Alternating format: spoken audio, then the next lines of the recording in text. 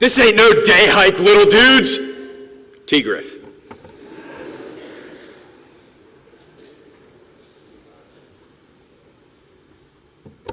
I myself cannot spell. Have never been able to. I do not pay attention to spelling. Erna Solberg, former Prime Minister of Norway.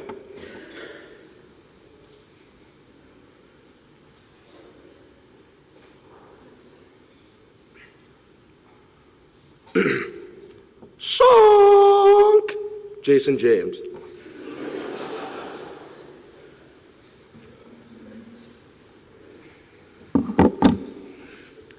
Good morning.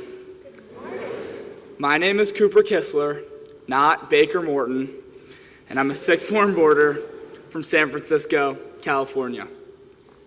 A few days ago, I sent a draft to Miss Stevens of my chapel talk. It had red squiggly lines all over the page. Didn't look great. I said, Miss Stevens, I've kind of got this radical idea that Tigriff did when I was a freshman, where he just went up in front of everyone and spoke his mind. She gave me those eyes that teachers give you when you haven't spoken in about a week, and so they're like excited that you're participating in class, but you're just so off. But I was getting there, and I said, Miss Stevens, let me give it a try. So we went over to the chapel. I got my speech. I dropped it on the floor, and I said, here we go.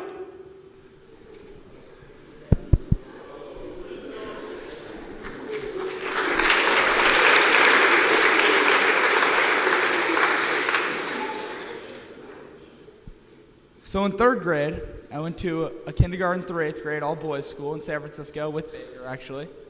This on.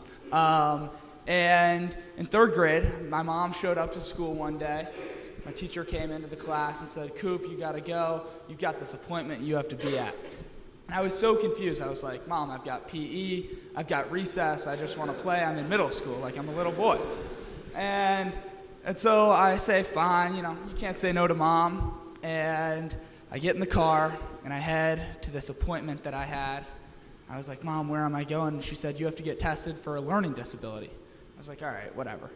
So I show up at the doctor's office, and I start playing with the blocks, doing the math problems, so as it is. And about 3 weeks later, my mom and dad sit me down at the kitchen counter, and they say, Coop, you have dyslexia. You have a learning disability. And all I could hear at that time was just disability, just thudding through my head. Like, am I different? What are my classmates going to think of me? I was so paranoid when I got back to school of what life would be like. So that Monday, I started tutoring.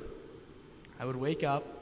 We commuted into San Francisco to go to school, and I'd wake up in the morning. My mom would drive me to school, about 30-minute drive to school, drop me off at my tutor's apartment, drive 30 minutes across town, drop my sister off at school, and then come 30 minutes back to pick me up from where I was doing my tutoring, just to drive me one block to where I went to school, so I looked like every other kid. And I wasn't different. I wasn't getting tutored at 7 a.m. before school. I was so paranoid of what my fellow classmates would think, and my parents told me, you're going to start taking tests with your learning specialist. So, first math test came up a few days later. I walk in to class, I grab the math test from my teacher, and I pan back across the class, and I get the eyes from all the students looking at me, and maybe they cared and maybe they didn't, but to me it felt like they all were wondering why I was leaving the class to go take my test somewhere else. So I took my test, came back about an hour later into PE, went up to my best friend, and he was like, Coop, where have you been? That test took me 20 minutes. Like, why are you late to PE? We're playing football right now. What are you doing? And I said, oh, that took me like an hour. I don't know, I guess it just takes me longer. And I didn't quite know what to say. I was kind of in denial of the fact that I guess I was dyslexic. And so some time went by, and I slowly built up the courage to tell him that I was dyslexic. I said, James, I have a learning disability. And he looked at me and he goes, so you're dumb? I was like, well, maybe, I don't know. And so then a few years go by, I got a little more confidence, talked to my parents a lot, went up in front of the whole school, about 400 kids, for my chapel talk, which every 8th grader would give before they left.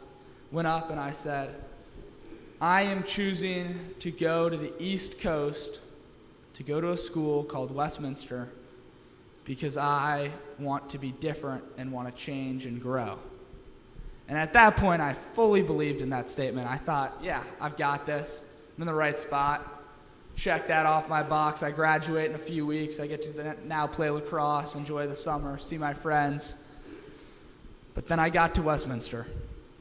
I got here my first day, and I'm sure a feeling that you all felt your first day. You come in here, you see all these big senior kids, and you're like, oh my gosh. You get a little nervous. So many new faces. I was like, am I going to fit in socially? Am I going to be able to spell, be able to read in class? Am I going to fit in? So that night, after we had our dorm feed, I sit down in bed, and my roommate's falling asleep, and all I could do was cry. I didn't quite know what to do. I was so nervous at that point. So I'm crying, full tear showers, text my dad, text my mom, and I'm like, guys, what do I do about this? I'm so nervous. And they say, text that guy, this guy right here, the guy with the rainbow wig that greets you every day when you come to campus. They said, text this guy, who was my advisor at the time, and tell him you're nervous. So I texted him and I said, T. Griff, I am extremely nervous. What if one of my teachers call on me in class tomorrow? What am I going to do? What am I going to say? What if I'm that kid again that no one wants to be partners with? He responded at 11:47, and I remember that exact moment because I felt freed. I felt okay for a second. He had my back. He texted me, it'll be all right. Tomorrow will be a breeze. We'll talk in the morning. So I get up that morning, get to sleep that night, get up that morning, and I walk on over to Armour like all the freshmen do in the big herd, and I get to advisory, and he's got the cupcakes and everything, so we're all eating, kind of thinking we're friends, I guess, at that point. And he pulls me over and he goes, Coop, come on over, brings me over to the side of his classroom, and he goes, so what's going on? And I give him those eyes again. I give him those extremely nervous eyes, and I was like, D. Griff, don't ask me this in front of all these people. Like, I'm going to start crying. So I walk back, and I just, don't even say a word. I walk back, and I just keep eating. Text him 20 minutes later on my way to the first class, and I say, can we talk later? I want to be alone in private. A few hours pass by, and I get back to his classroom later that afternoon, and I sit down with him again, and I say, T. Griff, and just tears. It just starts coming again. A lot of you guys probably didn't think I cried this much my first day of school, but I did. And so I just cried, and I didn't know what to do.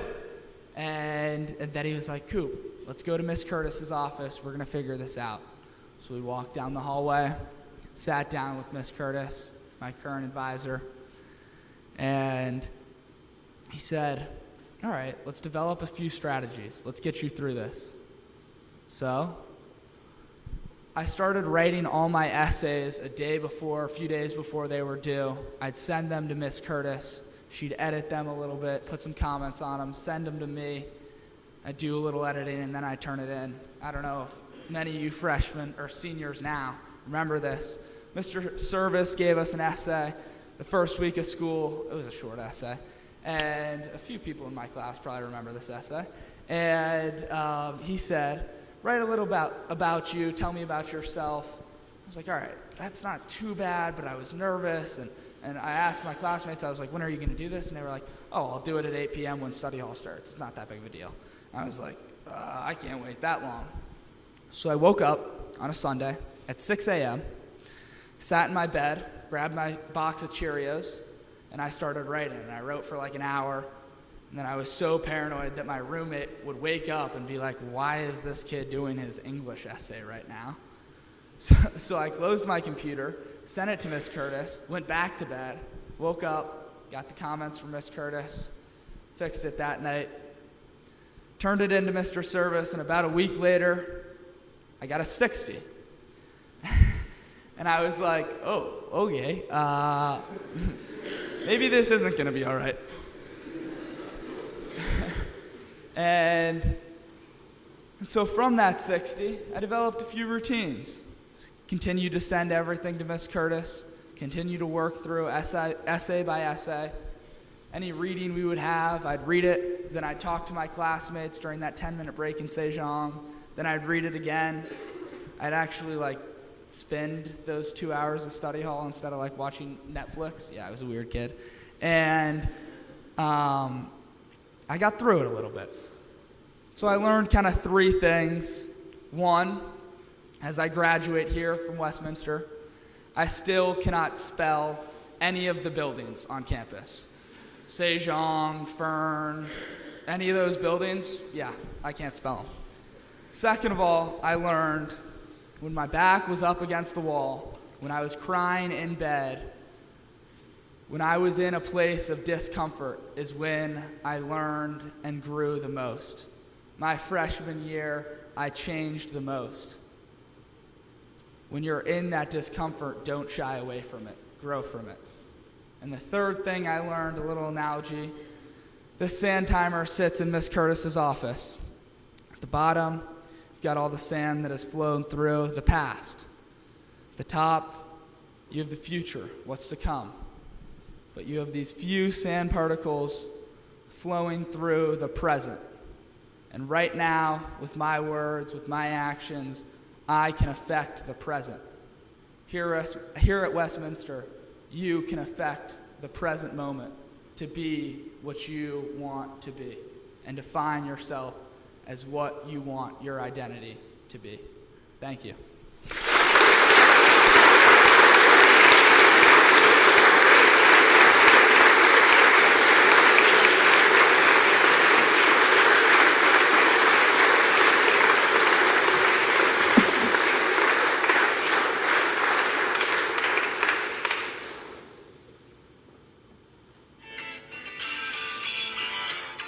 Song.